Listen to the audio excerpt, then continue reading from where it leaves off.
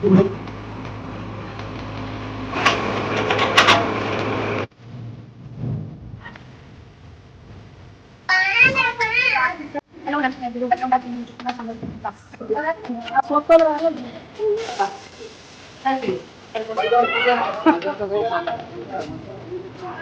ಒಂದ್ ಸ್ವಲ್ಪ ಬಂಡಾರ ಹಾಕಲ್ಲ ಹೊರಗಡೆನೆ ಕೈ ಮುಕ್ಕೊಂಡು ಮನೆಗೆ ಹೊರಟ್ವಿ.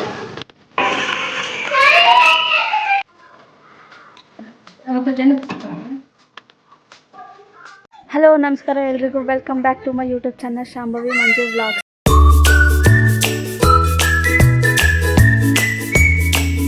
ಇವತ್ತಿನ ವಿಡಿಯೋದಲ್ಲಿ ನವಂಬರ್ ಮನೆದು ಬೇಸ್ಮೆಂಟ್ ಕನ್ಸ್ಟ್ರಕ್ಷನ್ ಎಲ್ಲಿವರೆಗೆ ಬಂತು ಮತ್ತು ನಾವು ನಾಯಕನಹಟ್ಟಿಗೆ ಹೋಗಿ ಏನು ಮಾಡಿದ್ವಿ ಅಂತ ಕಂಪ್ಲೀಟಾಗಿ ಹೇಳ್ತೀನಿ.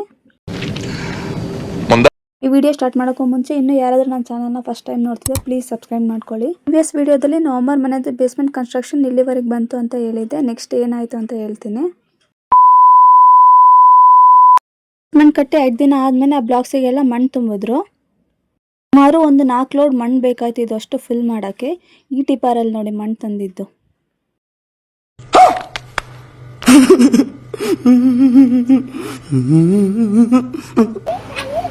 ಯೂಶಲಿ ನಮ್ಮ ಅಪ್ಪ ಚಿಕ್ಕಪ್ಪರು ಎಲ್ಲರೂ ಕೂಡ ಡ್ರೈವರ್ಸೇ. ನೋಡಿ ನಮ್ಮ ಚಿಕ್ಕಪ್ಪನೇ ಆಪರೇಟ್ ಮಾಡ್ತಿರೋದು ಐಟಾಚಿನ.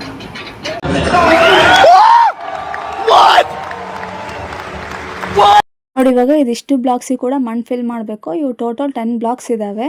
ಮಗ ನೋಡಿ ಹೋಗ್ಬೇಡ ಕಣ ಧೂಳು ಅಂತ ಹೇಳಿದ್ರು ಕೇಳಲ್ಲ, ಅಲ್ಲೇ ಹೋಗಿ ನಿಂತ್ಕೊಂತಾನೆ ಅವನು. ನನಗೆ ದೊಡ್ಡ ದೊಡ್ಡ ಲಾರಿ JCBಗಳಂದ್ರೆ ತುಂಬಾ ಇಷ್ಟ. ಇಲ್ಲ ಆರನ್ ಮಾಡಿದ್ರೆ ಸಾಕು ಒಳಗಡೆ ಇದ್ದವನು ಕೂಡ ಹೊರಗಡೆ ಬಂದು ನಿಂತ್ಕೊಂಡ್ಬಿಡ್ತಾನೆ. ಕೆಲಸ ಮುಗಿಯೋವರು ಕೂಡ ಅಲ್ಲೇ ಇದ್ದವನ್ ಮನೆಗೆ ಬರಲೇ ಇಲ್ಲ. ಮಣ್ಣು ಫಿಲ್ ಮಾಡಿ ಚೆನ್ನಾಗಿ ನೀರು ಬಿಟ್ಟು 1 ವಾರ ಆದ್ಮೇಲೆ ನೋಡಿ ಹಿಂಗ್ ಕಾಣ್ತಿದೆ. ಈ ಬೇಸ್ಮೆಂಟ್ ಮೇಲೆ ಕಬ್ನ ಕಟ್ಬೇಕಂತ ನೋಡಿ ಕಬ್ನ ತಗೊಂಡ್ಬಂದಿದ್ದಾರೆ. ಅಷ್ಟಕ್ಕೂ ಅರ್ಧ ಟನ್ ತಗೊಂಬರ್ರಿ ಅಂತ ಹೇಳಿದ್ರು, ಅಷ್ಟಾದ್ರೆ ಆಗುತ್ತೆ ಅಂತ. ಇವಾಗ ನೋಡಿ ಕಟ್ಟಕ್ಕೆಲ್ಲ ರೆಡಿ ಮಾಡ್ಕೊಂತಿದ್ದಾರೆ. ಮತ್ತೆ ಇವರು ಆ ಪಿಲ್ಲರ್ ಬ್ಲಾಕ್ಸ್ ಮಾಡೋಕ್ಕೆ ಎಲ್ಲ ರಾಡ್ ಎಲ್ಲ ರೆಡಿ ಮಾಡ್ಕೊಂತಿದ್ದಾರೆ. ಅದನ್ನ ಏನಂತಾರೋ ಗೊತ್ತಿಲ್ಲ ನನಗೆ.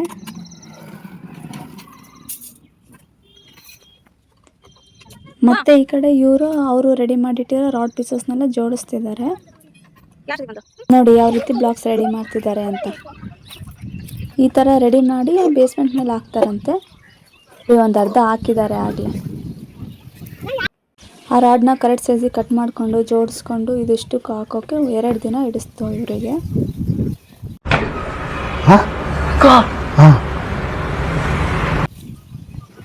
ಮತ್ತೆ ಈಗಿರೋ ದಿನ ಈಗ ಮಾಡಿದ್ದಾರೆ ನೋಡಿ. ಜಲ್ಲಿ ಸಿಮೆಂಟ್ ಎಲ್ಲ ಕಲಸಿ ಪ್ಯಾಕ್ ಮಾಡಿದ್ದಾರೆ ನೋಡಿ, ಈಗ ಕಾಣ್ತಿದೆ ಅಂತ.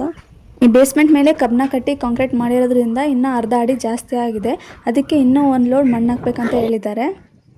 ಈಗ ಫೈನಲ್ ಆಗಿ ನಮ್ಮ ಬೇಸ್ಮೆಂಟ್ ರೆಡಿ ಆಯಿತು. ನೆಕ್ಸ್ಟು ಗೋಡೆ ಕಟ್ಟೋದೇ ಇರೋದು. ಇದಕ್ಕೆ ಒಂದು 15ರಿಂದ 20 ದಿನವರೆಗೆ ಕ್ಯೂರಿಂಗ್ ಮಾಡಿ ಅಂತ ಹೇಳಿದ್ದಾರೆ. ಯಾಕಂದರೆ ಈ ಕಬ್ನ ಕಟ್ಟೋಕ್ಕೂ ಮುಂಚೆನೇ 1 ವೀಕ್ ಕ್ಯೂರಿಂಗ್ ಮಾಡಿದ್ವಿ. ಗೋಡೆ ಕಟ್ಟಿದ್ಮೇಲೆ ಕ್ಯೂರಿಂಗಿಗೆ ನೀರು ಭಾಳ ಬೇಕಾಗುತ್ತೆ ಅಂತೇಳಿ ಫಸ್ಟಿಗೆ ಸೋಂಪು ತೆಗೆಸ್ಬಿಡೋಣ ಅಂತ. ನೆಕ್ಸ್ಟ್ ಡೇನೇ ಇಟಾಚಿ ತೊಗೊಂಬಂದು ಗುಂಡಿ ತೆಗಿತಿದ್ರು ನೋಡಿ ಸೋಂಪು ಮಾಡೋಕ್ಕೆ. ಇದನ್ನು ಕೂಡ ನಮ್ಮ ಚಿಕ್ಕಪ್ಪನೇ ಮಾಡ್ತಿರೋದು. ಮನೆ ಕೆಡವುದಾಗಿಂದ ಇಲ್ಲಿವರೆಗೂ JCB ಕೆಲಸನ ನಮ್ಮ ಚಿಕ್ಕಪ್ಪನೇ ಮಾಡಿರೋದು.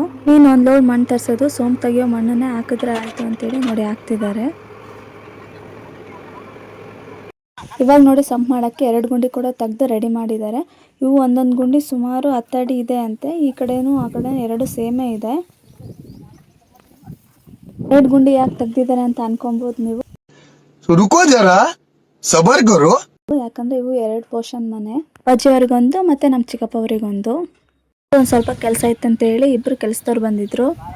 ಅಂದರೆ ಸಂಪ್ ಮಾಡೋಕ್ಕೆ ಗುಂಡಿ ತೆಗ್ದಿದ್ರಲ್ಲ ಆ ಬ್ಲಾಕ್ಸಿಗೆಲ್ಲ ಮಣ್ಣು ಫಿಲ್ ಮಾಡೋಕ್ಕೆ. ನಮ್ಮ ಮನೆಯವ್ರದ್ದು ಉಸ್ತುವಾರಿ ಆಗಿತ್ತು. ಯಾಕಂದರೆ ನಮ್ಮ ಅಪ್ಪ ಚಿಕ್ಕಪ್ಪ ಕೆಲಸ ಇದೆ ಅಂತ ಹೋಗಿದ್ರು.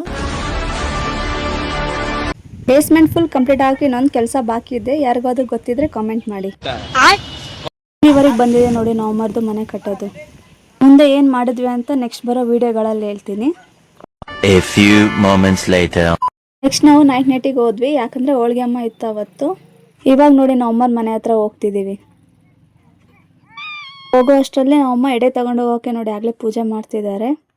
ಈ ವರ್ಷದಲ್ಲಿ ನಮ್ಮ ಸೈಡ್ ಫಸ್ಟ್ನೇ ಹೋಳಿಗೆ ಅಮ್ಮ ನಾಯಕನಹಟ್ಟಿದೆ. ಬೇರೆ ಊರಿಂದ ಆಗಿದೆ ಏನೋ ಗೊತ್ತಿಲ್ಲ ನನಗೆ. ಬೇರೆ ಊರಿಂದ ಯಾವುದಾದ್ರೂ ಹೋಳಿಗೆ ಅಮ್ಮ ಆಗಿದ್ರೆ ಗೊತ್ತಿದ್ರೆ ಕಮೆಂಟ್ ಮಾಡಿ. ಅಮ್ಮ ಪೂಜೆ ಮಾಡ್ತಿದ್ರೆ ನೋಡಿ ನನ್ನ ಮಗ ಬಂದು ಅಜ್ಜಿ ನಾನು ಪೂಜೆ ಮಾಡ್ತೀನಿ ಅಂತ ಕೇಳ್ತಿದ್ದಾನೆ.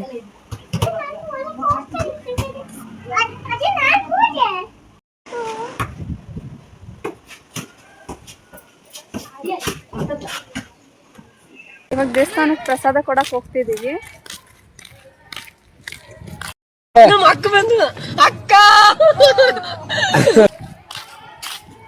ನೋಡಿ ನಮ್ಮ ಅಮ್ಮ ಆಗ್ಲೇ ಅಲ್ಲಿ ಹೋಗ್ತಿದ್ದಾರೆ.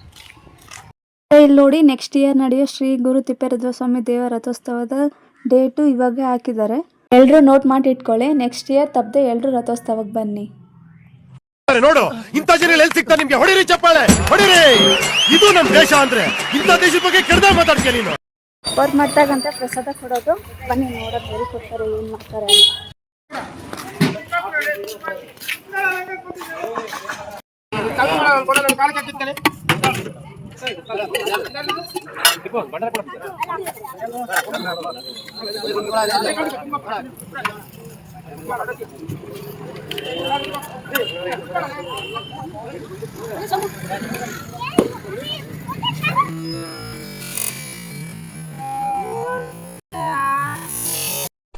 ಇವ ಯಾರೇ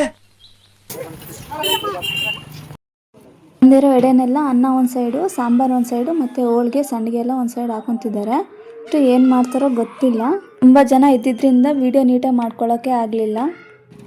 ನಾವು ಕೂಡ ಹೋಳಿಗೆ ಅಮ್ಮಗೆ ಎಡೆ ಎಲ್ಲ ಕೊಟ್ಟು ಕೈ ಮುಗಿದು ಮನೆಗೆ ಹೊರಟ್ವಿ.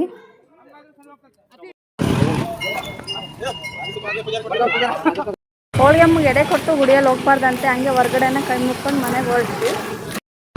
ರೋಡಲ್ಲಿ ಹೋಗ್ಬೇಕಾದ್ರೆ ನಮ್ಮ ಚಿಕ್ಕಪ್ಪನ ಗಾಡಿ ಬಂತು. ಬನ್ನಿ ಮನೆ ಹತ್ರ ಬಿಡ್ತೀನಿ ಅಂತ ಹೇಳಿದ್ರು. ನೋಡ್ರಿ ಎಲ್ಲರೂ ಕೂತ್ಕೊಂಡಿದ್ದೀವಿ. ನಾವು ಬರೋಷ್ಟೊತ್ತಿಗೆ ನಮ್ಮಮ್ಮ ತಟ್ಟೋಳಿಗೆ ಮಾಡೋಕ್ಕೆ ಹಿಟ್ಟೆಲ್ಲ ಕಲಸಿ ರೆಡಿ ಮಾಡಿ ಇಟ್ಟಿದ್ರು. ಒಬ್ಬಳೇ ಮಾಡೋಕ್ಕೆ ಲೇಟ್ ಆಗುತ್ತೆ, ನೀನು ತಟ್ಕೊಡಮ್ಮ ನಾನು ಬೇಯಿಸ್ತೀನಿ ಅಂತ ಹೇಳಿ ನಮ್ಮಮ್ಮ ತಟ್ಕೊಟ್ಟಿತ್ತು. ನಾನು ಬೇಯಿಸ್ತೀನಿ ನೋಡಿ. ಅಮ್ಮ ಏನೇನು ಮಾಡಿದಾರೆ ಬನ್ನಿ ನೋಡೋಣ.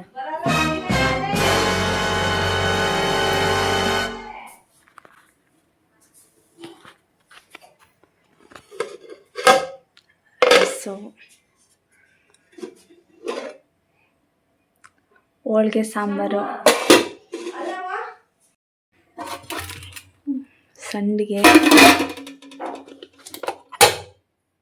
ಹೋಳಿಗೆ ಜೊತೆ ತಿನ್ನೋಕೆ ಸೀಕರಣೆ. ಸೀಕರಣೆ ಅಂದರೆ ತುಂಬ ಇಷ್ಟ. ಹೋಳಿಗೆ ಜೊತೆ ಸಖತ್ತಾಗಿರುತ್ತೆ ತಿನ್ನೋಕ್ಕೆ.